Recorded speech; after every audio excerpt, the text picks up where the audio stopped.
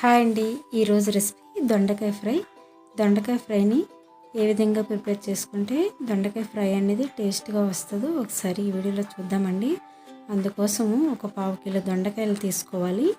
ఆ దొండకాయలని వాటర్తో శుభ్రంగా వాష్ చేసుకొని స్ట్రైట్గా ముక్కల్ని కట్ చేసుకోవాలండి.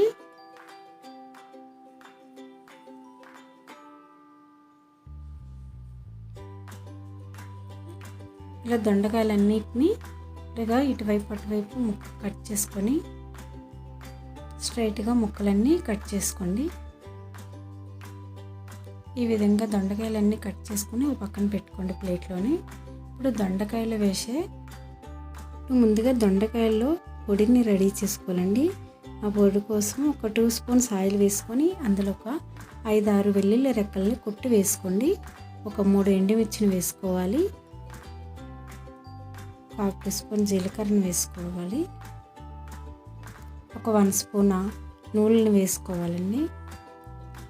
ఒక 1 స్పూన్ పుట్నాలు, దీన్ని వేయించిన శనగపప్పు అని కూడా అంటారు, వేసుకొని ఒకసారి కలుపుకోవాలి.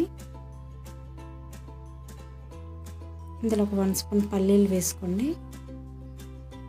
ఒక 1/2 టీ స్పూన్ ధనియాలు వేసుకోవాలి. వేసుకొని వీటిని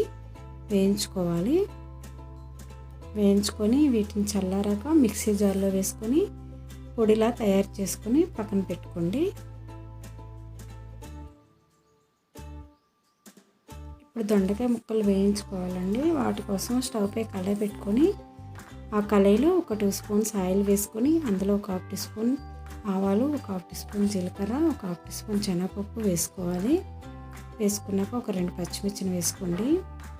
ఎండుమిర్చి అవసరం లేదండి, ముందుగా మనం పొడిలో వేసుకున్నాం కాబట్టి. ఆనియన్స్ కూడా చిన్న చిన్న ముక్కలుగా కట్ చేసి వేసుకోండి. కరివేపాకు కూడా వేసుకొని పోపుని వేయించుకోవాలండి. పోపు వేగాక మనం కట్ చేసి పక్కన పెట్టుకున్న దొండకాయ ముక్కల్ని అందులో వేసి కళాయిలో వేసి వేయించుకోవాలి, మగ్గించుకోవాలి. దొండకాయల్ని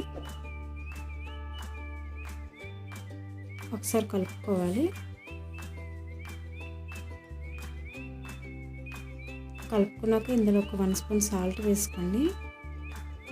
ఒక 1/2 టీ స్పూన్ పసుపు వేసుకొని ఒకసారి కలుపుకొని దీని మీద మూత పెట్టుకొని సిమ్లో పెట్టుకోండి. సిమ్లో పెట్టుకుంటే ఈ దొండకాయ అనేది బాగా మగ్గుతుంది.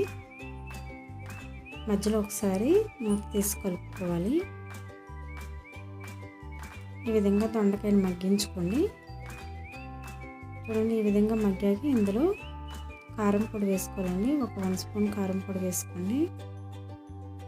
వేసుకున్నాక ఒకసారి కలుపుకోవాలి.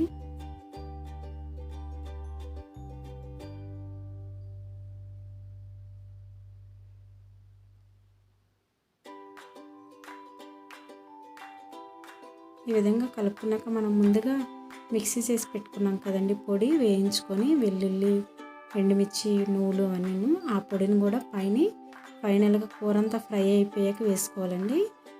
ఆ పొడి అంతా వేసుకొని 1 మినిట్ కలుపుకోండి. కలుపుకున్నాక పైన కొత్తిమీరని కూడా వేసుకోండి. కొత్తిమీర వేసుకున్నాక స్టవ్ ఆపేసి